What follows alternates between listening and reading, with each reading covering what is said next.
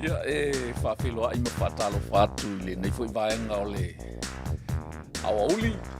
Ia I mātou nei ia e o te talitonu o le ua o fwoi taimi o le manava o galuega. Ia I nisi fwoi o atunuu pei o New Zealand me se fwoi ia si o tātou tunu pele o Samoa. O lea e fia e whatalo whatu ai ia I le nei fwoi afi matango fie. Ia ua e fo isina swing o le yaso ia whaftai fo I pulenga leu o maile avanoa o te whatautai atu ai tātou polo kalame o le manava o galuega po o le manai o le manava o galuega ia u te manatu o le taimi le nei o nā whatoa whaumaina fo I tu te mwhaiwa sa whenga ia I le nei yaso ia o amai lo waso ia le atua talitonu sa manuia foi fuanga mala vasinga o le nei aso.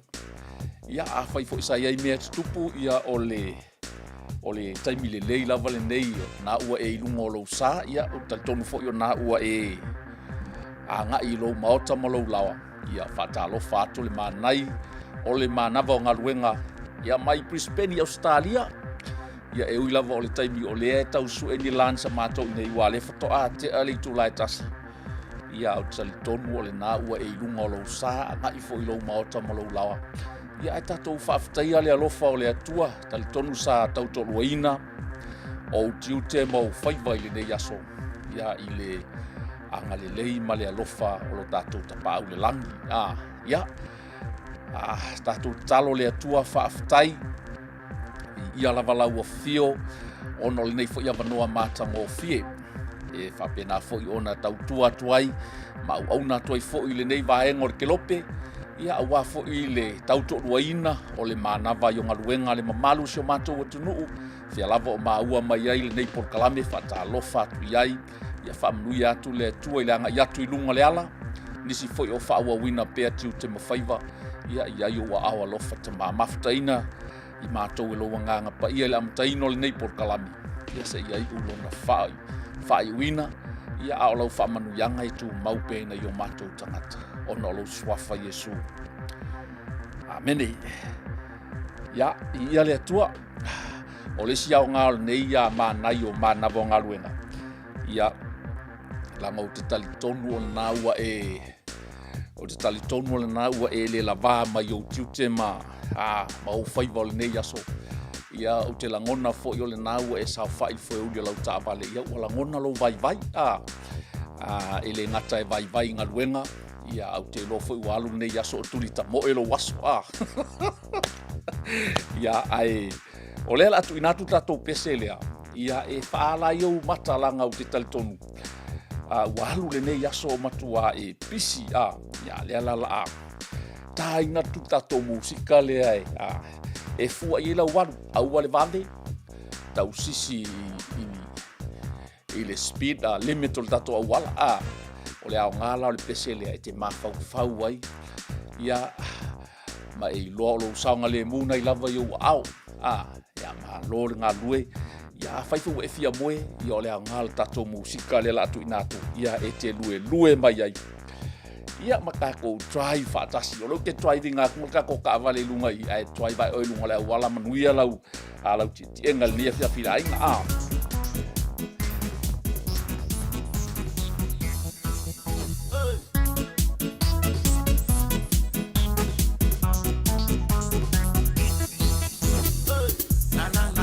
Yo.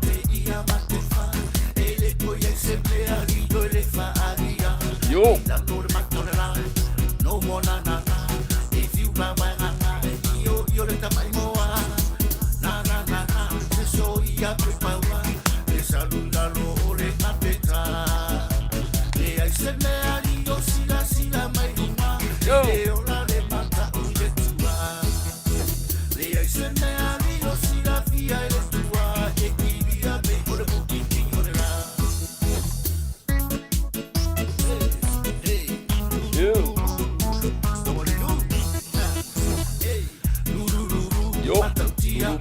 Malukimo mai. Yo.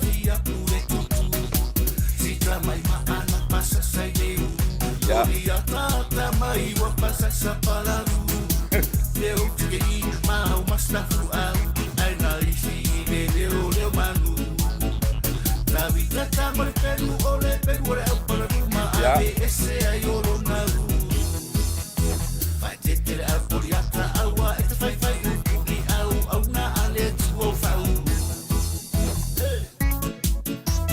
Ye uli manual foi uli awete siva avela ka vale ke wala bea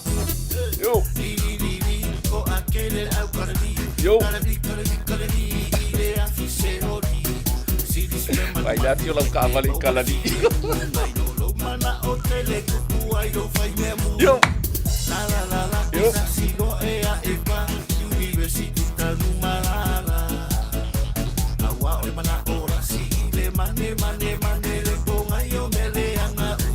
ya na aole mana ola si le mane kalari kalamu kalaba la yo filo la fale my fast slow down awe ke songa ole optimale ola ole pule la ole oi lona ya la ya kire ola fa ele koiva ai bonita na ola fa ele koiva ai fo i aure ma fa i mo so media fa fo i maluma ra fa o i si fo i fa ora i na na ai le i fa ora i na ra balona la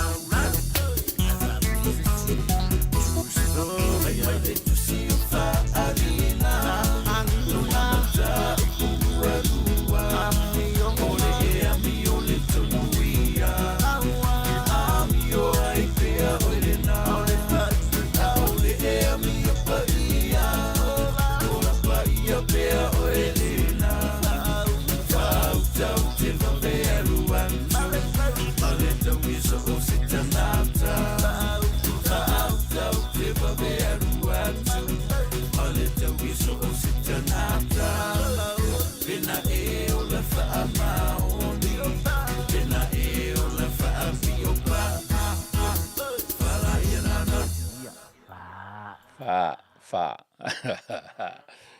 ngia wa e fia ka ko musika nga u va kupe wa ka va vela walu ya ia le tua ole fa malo si au moltato wa manai o le manava o galuega ia ona e vatul tatou fesili po o ha mailo waso ia ia a faisa manuia lo waso ia ia le atua ai a faisa sa lua fe ngai fo i mani fa fita uli nei aso ia evi ia pe le atua ai oni lo itauna o le soifuanga e toe tilo ai ma toe tapena ai ia langa e toe oso fo le la e au ngale mea na tupu nei ia tapena ai tai au ia le atua ai ole upu whamalosi e whapena ona whamalosi atu ai pe tauto o lua ina ai lo ngai atu le whale le nea fiafi o maua lea i le maleko mātai olo nta upo e fitu ia whaitawina le whaipe lua sumal whase i e whaangata i le lua sumal fitu o le nei ai se whaalongo ia o upu nei ma whaia e ia o te whaatu saina o ia i le tangata poto wana whaia lo na whale i lunga o le papa o na tō mai leo ti munga te tele ua o mai fo i tā whenga ua angi mai fo i o matangi ua pesi mai i lea whale ai le ipa lava ia a ua whaavaeina i lunga o le papa i ia le atu ma nai a tele ia na wotu ina atu lunga o le nei ai se whaalongo ia upu nei ma whaia e ia o te whaatusa o ia i tangata poto anyone who listens to my teaching and follows it is wise like a person who builds a house on a solid rock.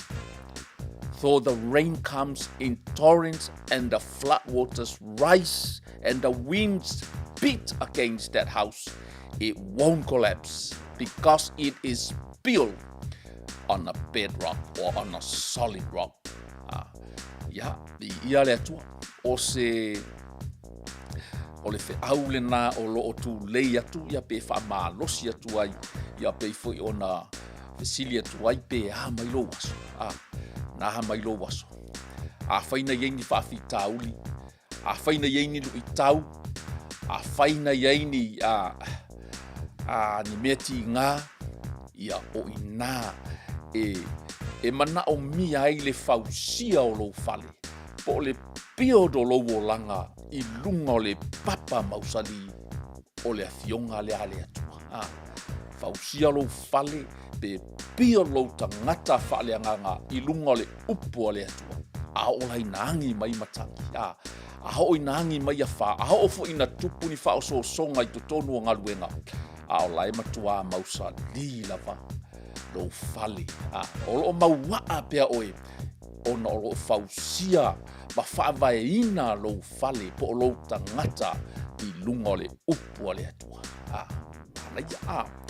ia o e tele mea tupu sa iai fo i tono ngaluenga o iai fo i so tatou tunu i Samoa o le ngangana lea e tele na ngana ai fo i tele o whai ngaluenga ele fanga fo i saula piki ni yaso ia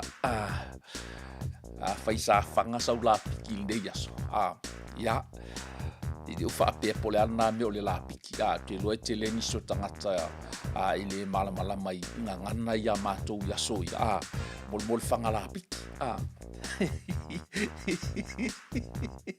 ele egila piki sa bo yaso ia le makua i kele o le au fanga la piki i la piki ngai ke va ai aku i lalo le la lafi mai ai po le ale nga lafi lilo nga la piki o ngai fanga se pei ai e fiu e lafi o le winga la le la piki yaso ai bai se ala ma ko ya sa fa ngaluenga le malo yaso e mafia ke le melo fanga la piki ia kalosia o ngai ke drive low fale ke le o haru ma se la piki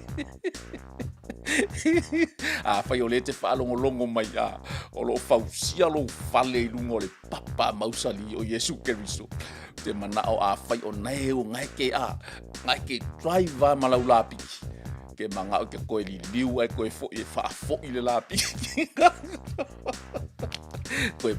ke manga ke koe fo e koe fo i le la piki ia pe ke alu e koe usu po mai ale kai au koe ku fa le la piki koe ku fa le la piki i le mesa sa lafi ai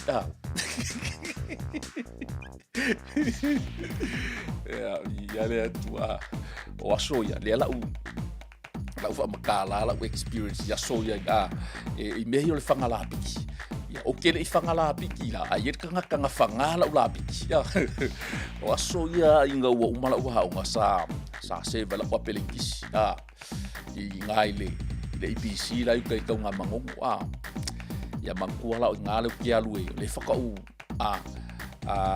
kausanga mua ia e provide umala le leipa ia me fainga luenga lau pusa fainga luenga e maka inga sevela o pelengisi ia kale lo ngi vai keimi po fa wa aso ia ese le mana yo por kalame e provide tools lau toolbox o walula mala toolbox le ku uli o le fainga luenga o le mea la e kupu i lau toolbox le wa e photo e mana ia o me fainga soli se fanga ya la piki lau makua ke le inga le loa o me fainga luenga su e aku le loa su e aku le loa o fa pea loa silia yang walu ma vela o pusa fainga luenga le fale kongu e sefe ia o le alimena tu nga feo lolo la i fale fainga luenga nga fanga kai kasi ele mako o fainga luenga kama ila piki la piki le ngale ave kai kasi la piki ai inga wa avela la pusa fainga luenga i vai kele le mesa mako ngofo i vai kele uka so le sauarkanga kafanga umale la sauarkanga kasi ko ala upusa la ula piki ia o se lu itau fa mai anyone who listen to my teaching and follows it is wise te lo le tangata poto e fa tusa ia ile le tangata poto le tangata e fa longo ile fionga ale atua mamuli mulia fa longo le upo le atua mamuli o le tele yo o ngan tato tanton fo ile tau va tua le tato manai o mea masani lava mea masani lava awete pepelo awete ngaoi awete mana ofua ile mea le lua te tua oi o tu inga aua na wa levon tato fa longo ya ai tele atangata na whaalongo mala toiloa from my anyone who listen to the word or listen to my teaching o le tala lea Yesu so se tasi e whaalongo ia ua oa onga mawhaia e ia o te whatu saina o ia i le tangata poto ua whailo na whale i lungo le papa ai se langa ia i meange i maka olai na mau tūlo whale i lungo le upua le atua mautulo wo langa i lungo le upo le atua. Lale wingo lau tala. E te savali e te iloa le fina ngalo le atua. E te iloa le leile mea lai mana o i le atua mo oe maa. O e uli la lau fo uli bai. O le silea mea e pei e manatu maa i tatou. O le teimi le te anu e fo le taa vale. E te ilo oi olo so lia o tu la fono le awala, po le speed limit o le awala. Ole olo so lia fo ina tu la fono le atua. Na, langa ngai fo ye awani e whapea oi. Se o tu la fono yo le awala e siama tu la fono le atu. Le hai, e tutusa le leia, e tutusa le leia tu la fono la afa me kiwei. Ya, kiwei, afa me e te tu, se tu, ai le pei o ngai e le moli ngai salolonga le manga koru le ngo latu ai think ole tolu tau sanga po le fatau sanga talwe no usau ai lo la usau nei ya pia tole o usau lai mu moli mu wa o fiu ke kuku ele ko mu mula me mata o la lai muli mai le sibato ta vale sau wal ka vale o kamanga muli mai kua pasi ya u kolosi mai le moli fa mai sole sau oi ole mu ole hanu ya baduia lau anga ia tu le fale ia se iba ia tu le stato pese le anta pena mole ia le tu ole si pese le sa sole wale ilua kular ka ko pese ai Watch what eggs do to your brain. Take a look at these. Sole, se so ia. Ia le tua. O lo tau su tatou pese. Ai o le vaenga la I lalo mai o le tatou ina ua uma fa mai faatusa o le tangata poto. Pe a whapea I te whaalongo I le upo le atua mawhai. O le whaavae mautū lena, po le whaavae mausadi lena, e tate tutua I lunga I taimi o matangi. Langa wha mai tō mai timunga te tele. E le na whapea tō mai nai timunga, le o timunga I te tele. O mai fo I tāwhenga, mantua tele timunga ua o mai tāwhenga. Hangi mai fo I la mare matangi, sole.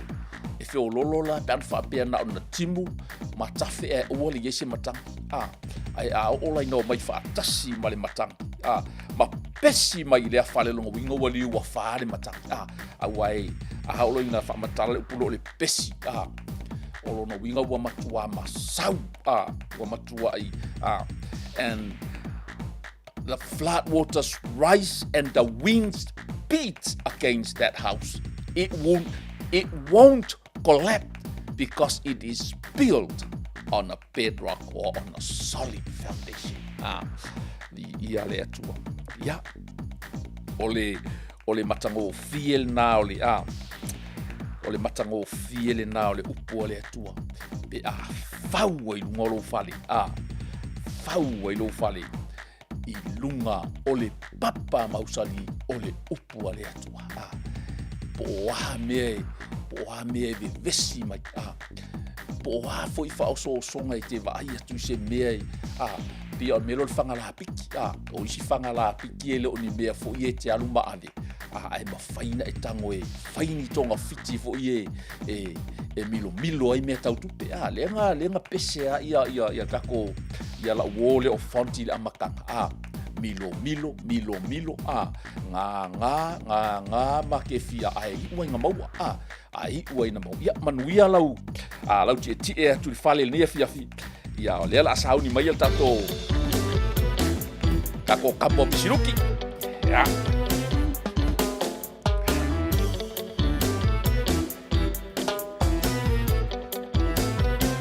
Ipi mau ya Yesu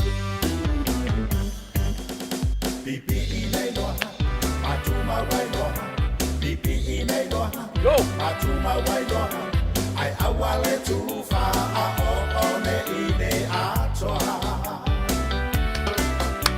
Bibi ine loa, atuma waido, bibi ine loa, atuma waido, ai awale tufa one ine atoa. Ina ua taunu ule maliu o Yesu ina ia mangalo ai oe mau. Se avenga e mama fatu pe ai lo ola pe amana tu ile alo fa o Yesu le faola. Tonu ai lo tolo wali I oni aso umalava o totoe o lo ola. O te pese ai te ama o bibi I mori mau ile alo fa o lo atua sili.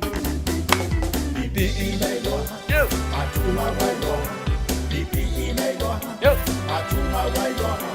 Ai awale tufa one ine atoa. Bibi ine loa, matuma wai loa. Bibi ine loa, matuma wai loa.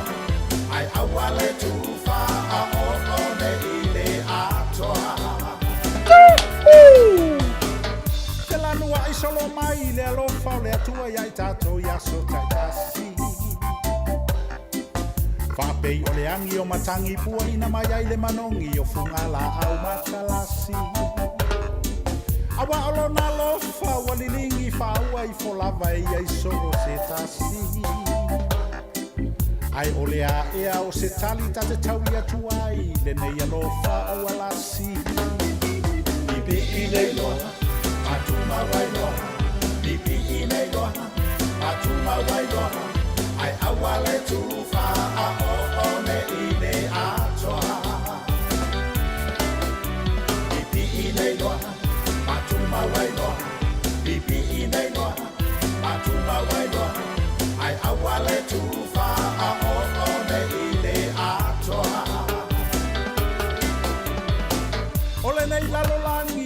mai e se atu pei o se ufiata ai whātau no ure whina ngā lo lea tua ua ia tā ua mai ana walo anga ele ai lava se tangata e tu atu matali atu e fia poto sona paua awa o ia o le atua na ia whaia o mea uma e o lava i le tangata Lipi i nei loa, patuma wai loa Lipi i nei loa, patuma wai loa Ai awa le tufa a o me i nei atoa Lipi i nei loa, patuma wai loa Lipi i nei loa, patuma wai loa Ai awa le tufa a o me i nei atoa I le tusi e wha a Ioane whai mai awa ne Italia ina o a o uma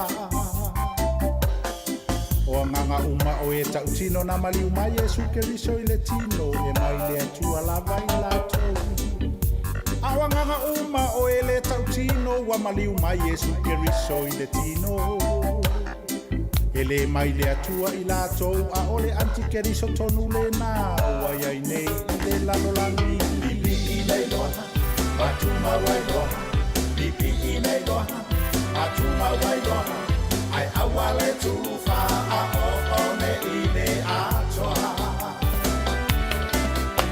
Lipi I nei loa, patuma wai loa Lipi I nei loa, patuma wai loa Ai awa le tufa a o ne I nei atoa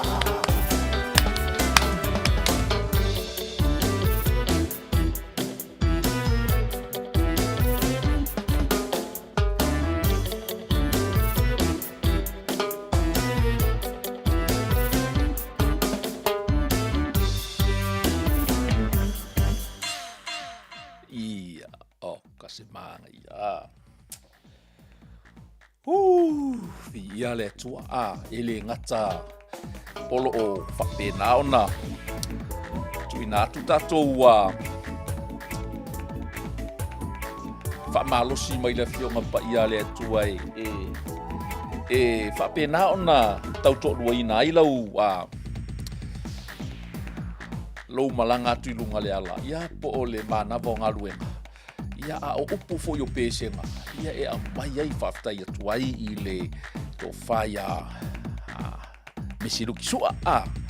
Ia e masi fo isia uo ia Fonti, Dr. Fonti. Ia mo o le la sao fo I tato po kalame le manava o ngā luenga. O le mea le e fia to e whaamalosi au ai pe o tato tusi lea ina ia pio pe fausia lo o langa pe whaamai lo o langa I lunga le upua le atua langa I ai tai meangi mai ai mataki te lo e le saunga le mupea le nei fōlauma te lo o le tele yo lu I tau o le nei samalinga tātou te ia e tele fo I whaososonga I tonu o ngā luenga iai fo I taimi e bebesi ai pe iai fo I se le se fetu iai po se fe lama tai tonu o ngā luenga a fai fo ina ua promote o e ono sau au nanga po sau tau tua fo I ua le lei ona whātina ia ona maua fo I le promotion ia e iai a fo I tangata e whawhitai e tangata e fia e fo I tangata e jealous pe fuao la tau loto ia matau mawhai ai fo ila ia e whai se situlanga e tuli ai oe ia la no utala noi mea se langa o mea na tutupu I taimi na o whainga luenga o le taimi na o whainga luenga e o te share lava from experience le mea na tupu whaftai le atua whai fo I o soifua mai nisi o tamali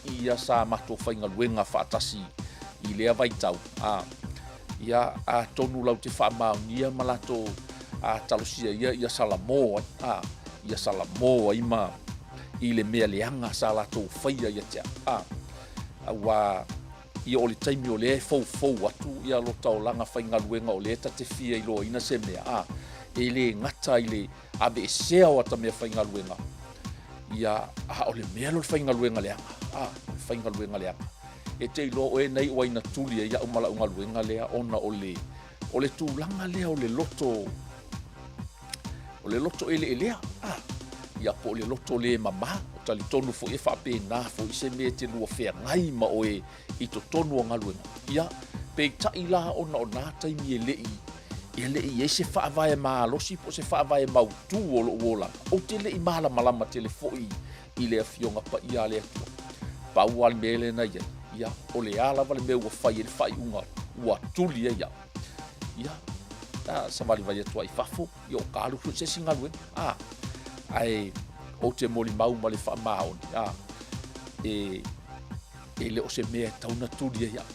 Ai langa o le mafua i tono le loto e lelelei ia i le whatino ino ngaluenga ia o lea sa whai ai fo i nei leading hand po le supervisor lea sa ia se mea e tuli ei si nei tamai titi la i titi si nei tamai titi whako aka ua o kule isi ngia i ngā kai ia ai ona o tūlanga i whatino ngā ngaluenga i o le alal nā sa whapena ona loto lea ngai nai fo ai fai o mea na sa tupu nei aso. Ia, o le tā ua lea o le upu a le atua.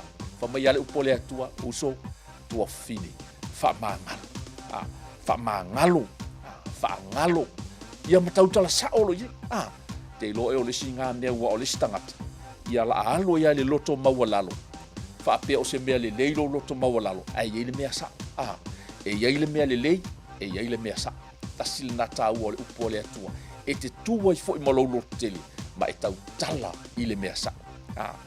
O le tangata e whaalongo i lau upu ma whaia e ia, o te whatu saina le tangata poto wana whaia lo na whale i lunga o le papa mausali o Yesu Keriso, ma le upu a le atua. E whaua ina, te ilo o le telo le upu a le atua e te tuuina i to tonu o lo whale le. Le fale anganga le fale le fia fio a Yesu o le telo le fio ngapa ia le atu te wina ida o le mausali le na o lo whamai o le mausali le na o lo o langa po le me te tua inunga i taimi e angi mai ai matang i taimi o lo longa ma pesi mai ai whamai a when that flood waters rise and the winds beat against that house, it won't collapse because it is built on a bedrock. It is built on a solid rock. It is built on the word of God. O lai te tui lunga o le upu a le atua. Those are your stats. O nai te tuai e te taliwai o le matangi le tala noa mai e le o le matangi whaaltino le angi mai. Le ai le polo le fali, le palasi le o le matangi le i, o le taimi e tofo ina i la oi. O le taimi e whao so ina i oi, i lo wa ai aku le maangai o le la po o le la piki. I lo wa ai aku le value o le la piki o. Ale lava kokongi maangai a la piki la i le alue ave wha lava. Wa o le filosofia ngā yaso i ale lava kokongi. Ia whaalava fo i se la piki. Ale lava kongi whaalava le whaerua rua i rese ngā luenga e whaia. Sole, se sakaui mai uma ia oa onga. I ngā mea sa ke vai whai se kaavale. O le kaavale ngā orsua hau sa whai le service mangi mea i le mga o mia se kaami sole. Ai a on test strike. E so o le akwale i paka. Whai ngā kamasa sao. E so o le akwale i paka ka a milo e o mai i le whale whainga luenga. Tole, se ua maua le overtime. Wa kea le lima, kea le ongo. Ai ngā ole ngeia service sa whai. Ngā ole ngeia sua umangai meanga. Sole, ola le anga. Kongu o le ke whaalongolongo mai o le asa unga luenga whai ngeia. So mai, ngā mai lo waso. Ia, ka penga mai mai sa ungi mai. Le la koe kuakuta kua whai pese. Fonti ua koe sa ungi mes kako pese. Ia. Le ua vai kua la marika mo fonti dunga o kako Ya.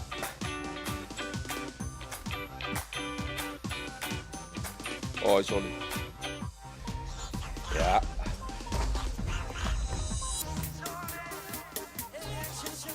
Ja. Ja, ele is ook weer oud. Ai we va pia. Sorry, ele is ook weer oud we pule au ya la pi. Ja. Ja, palongolongo. Yo, yo. Ya pule a kamalo makua a. Yo, yo.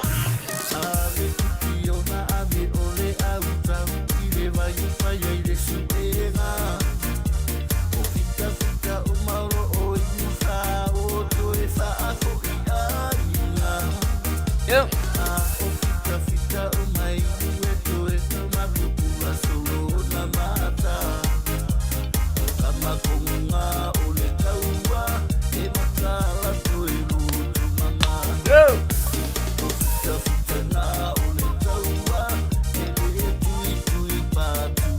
Yeah, sao à? Lấy sao phải áo?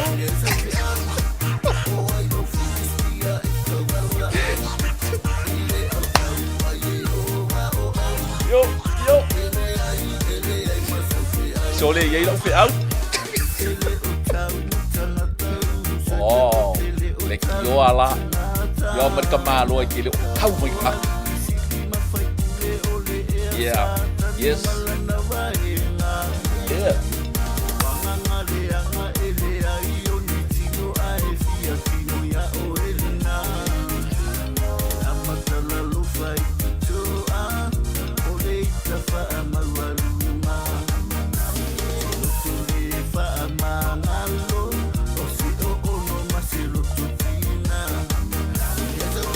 Isso é isso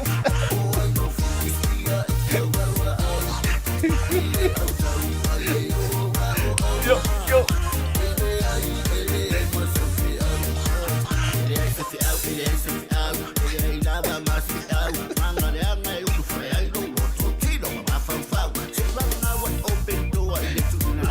Yo, yo.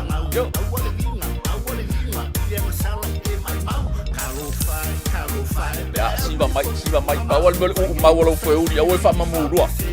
Ori. Ja.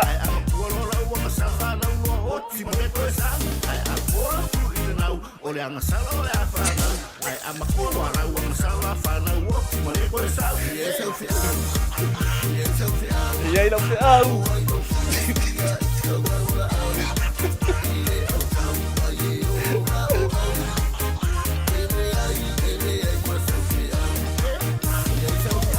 Sorry, 𝚜𝚘𝚙𝚎𝚘. Yeah.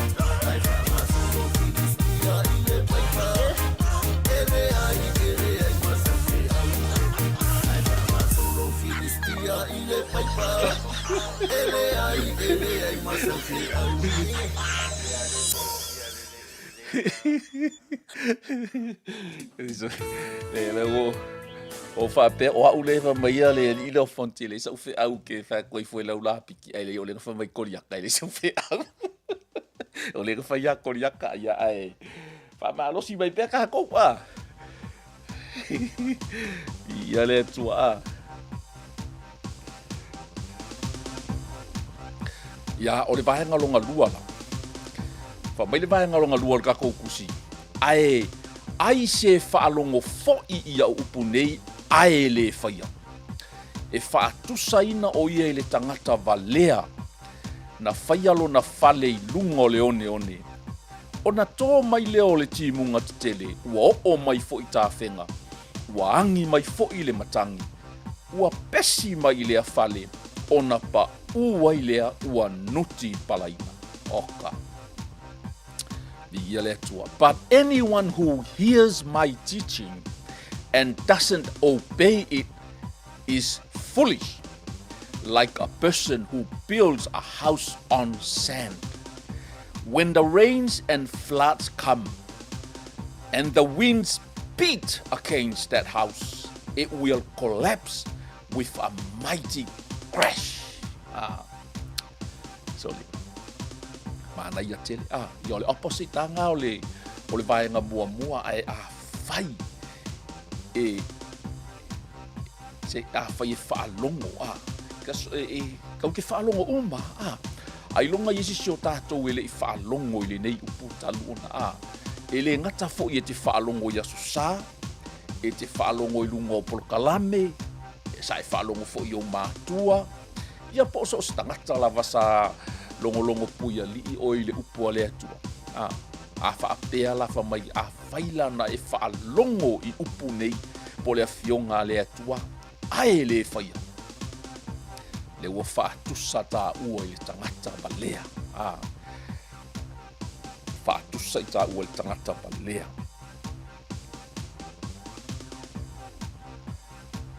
ua whaulo na whale i lunga o le oni ia ua tō mai matangi timunga te tele ua o mai tā whenga angi mai fo i matangi ua pesi mai lea whale ona pa ua i lea ua nuti pala ina lapa ese le malosi po o le matautia o le upu o le atua e fai lau si maai o e maai langa o le pelu le fa mai e whaatau maai ona i tu o i foi ele o iaise mea foi le tau teu mai ai whaapea okay e whaalongo a ele whaia ia e tu watu lewa noa ia te oe te toi mawhau le aise mea whaapena e straightforward ma sharp le upua le atua e whaalongo a e te le whaia e ke valea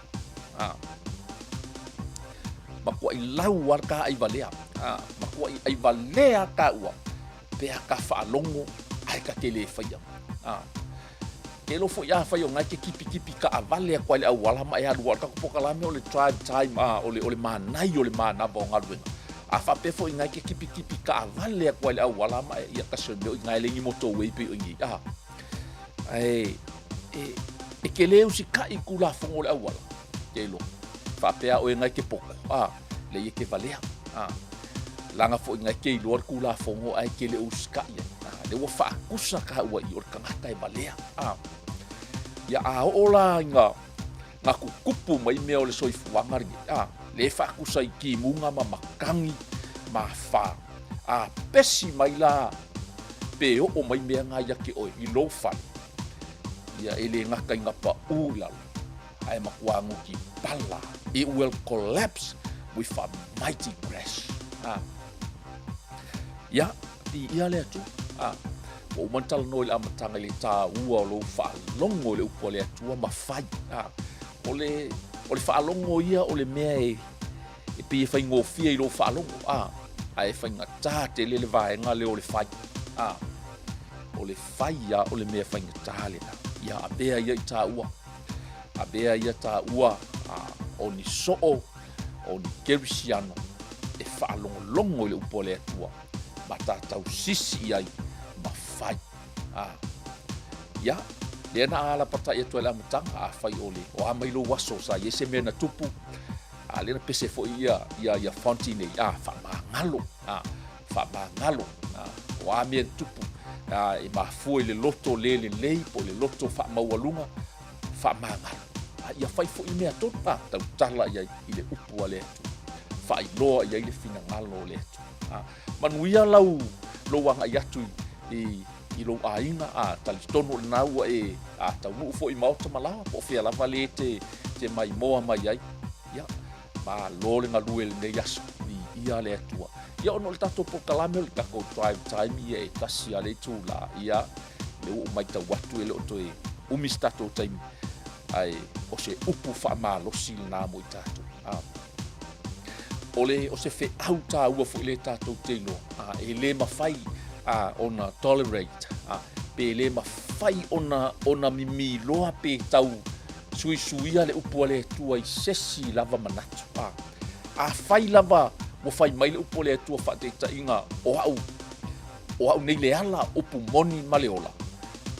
Samoa e le hai lava sisi ala longa winga e le hai lava sisi ala pei fo no moli mau mai ia luka ile tusi o galuega e leai lava sesi suafa e faaola ina ai ua na o le suafa o iesu o lona uiga e sasa'o mea e leai kau ngisi option e lē mafaiga a faapea mai o a'u nei le ala ia masesi o le uiga lafasili o lona uiga ua faaleaogāina nisi talitonuga i le talitonuga lava ia faakeusiano ma le faatuatuaga keusiano e tasi a le ala e tasi a le ala e tasi fo'i le upu moni tatou te talitonu i ai o le upu lea e tatau ona tatou fa'alogo i ai ma tatou faia a fai fo'i o le ufa mai a le tatou tusi pa'ia po le afioga pa'ia a le atua o a'u nei o le ala upu moni ma le ola e lē mafai ona alu atu se tasi le tamā pe a le ui mai a Iesu. That means that's the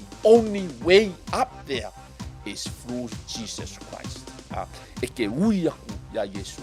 E te whaatua ia Iesu. Whapena foi. O le langa o le solid foundation lava le o le whaavae mautū lea o tatou o langa. E whau fuafua ia i o tatou whaleanga.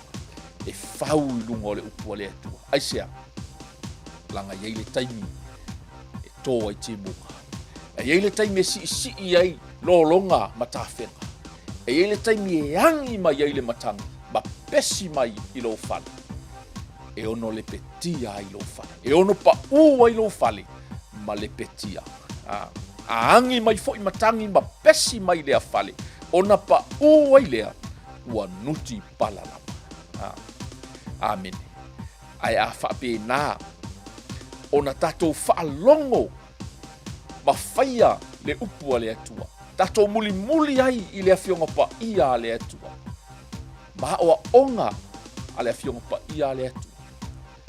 A tō mai la ti munga titele. A o mai fo i tawhenga. A angi mai fo i matangi o le ola nei. Pesi mai i o tatou whaleanga. Ai wha mai e le ipa lava ia. A waua whaavaeina i lunga o le papa mausali. A waua whaavaeina i lunga o Iesu Keriso. Amen.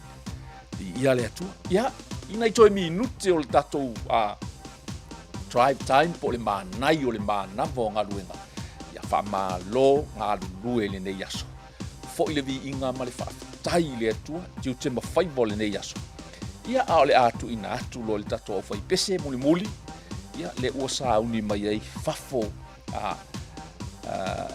au lalo whaabai ilunga.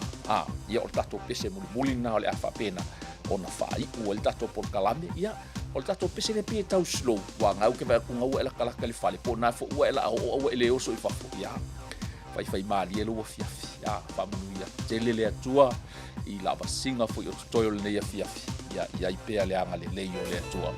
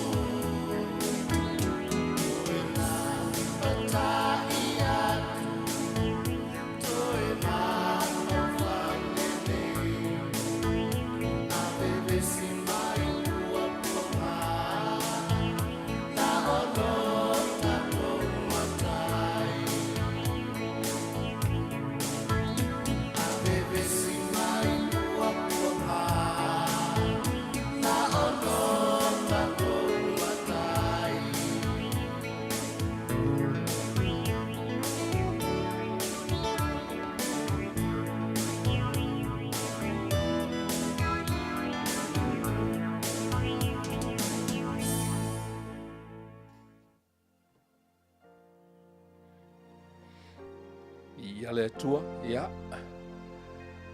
Sa moa si u atunu pele il nei fo'i vaenga o le tatou whaasoa ia mai si fo'i le manava o ngā luenga i le nei au auli. Ia pole nei fo'i afiafi. Ia o se whaamalo si auli nā mo i tatou whapena fo'i ona soasoani ai le tatou fōlaunga o loo whai nei. Ia. Lui tauina lava i tātou, tele lui tau o le nei soifuanga. Ai o le mea manino ma le peifo i upo le pese matango fie ia sa langina. Ia, o a mea whaingata a whaavae lava o tātou fale mo tātou o langa i lunga le papa mausali o Yesu Keriso. Ia, o le tātou malo si anga fo i le na. O le malo si anga le nā po le o i nā fo i mawhai ai o na tātou tali atu i whaingatā o le nei o langa o lo tātou whengai. E le whaingo fie, e le whaingo fie le nei fo launga o lo tātou iai e tele i o whawhati ata mai e tele fo i ia lui tau ma mea o lo tupu pea tātou te whaafsanga i pea i le tātou fo launga. Ia, ai whaafetai le atua ona o lana upu. Mai lava le whaisalamo o le sulu lea i o vai. Ma le malama lama i o wala. Whaapupula ina i fo i o tātou loto, ma o tātou wanganga, ma o tātou mawhauwhau. Tātou te tō manatu ai pea, tātou te wholau ai pea, tātou te whaamalo losi ai pea. E ui lava ina pona tia fo'i, e ui fo'i nā whātia le wholaunga i nisi o tai. Ia, e le ngata fo'i mea tutupu a o malanga fo'i le maliu ma le oti.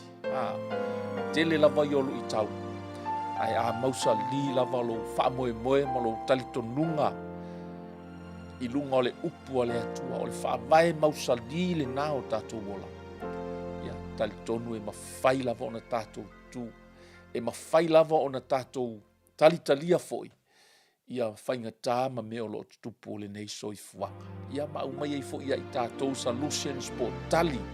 Tātou te tali ai so se whawhita uli o le nei soifuanga. Ia whamanuia tele le atua. Sa moa e maise lava le au whaingaluenga o le o lo o whengai ma le tautuaina o se o tātou atunu. Le malo e maise fo i le kalesia. Whea lava lo e ngalue ai. Ia malo le ngalue malosi malo le whai o le whaiva. Ia ngale leile atua maua so manatu. Maua fo i se whaasiri ngā malosi. I le anga i atu le whale. Ia mau se malo longa nane. Toi fotua i fo i malama atai au. Ia ua e usu whai. Ia ua e ala usu. Ma se langona fo. Ma se nau ta inga. Ina ia e whanongo. Ma whaia le upu a le atu. A vea oe masulu ma malama lama. I lo whale whai ngaluenga.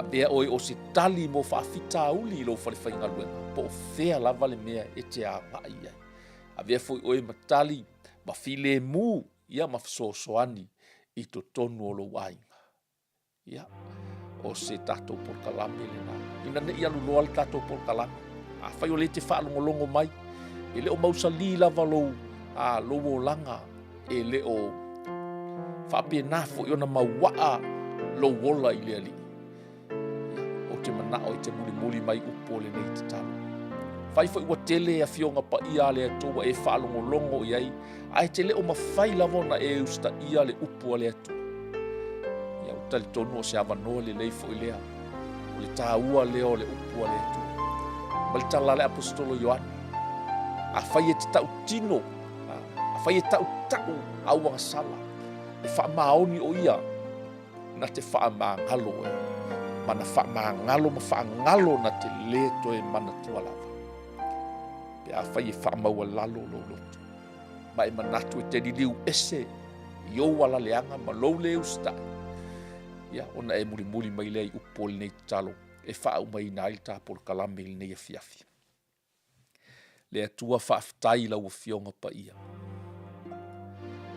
ua ou fa'alogologo ma le toto'a I lenei afiafi ma ua ou lagona I o a'u o se tagata ou te fa'alogo pea I lau upu ou te fa'alogologo pea I lau afioga pa'ia ae pagā lea ou te le'i usta'i lava ina ia fai lea ou te fa'amaua lalo ma o fa'ato'ese I ou luma ona o lo'u olaga leaga fa'amolemole fa'amagalo mai ua ou fa'atuatua ma ou talitonu I le mana o lou toto ou te mamagalo ai ou te fa'atuatua na e maliu keriso ma tanumia oe I le palapala ae na toe fa'atuina oe I le mana o le atua talia mai lo'u nei agaga ou te tu'ina atu lo'u nei ola e avea ai oe mali'i ma fa'aola I lo'u olaga e amata nei se'i o'o ina e toe afio mai fa'afetai tele lava lo matou atua ua ou fa'aolaina I lou alofa atunua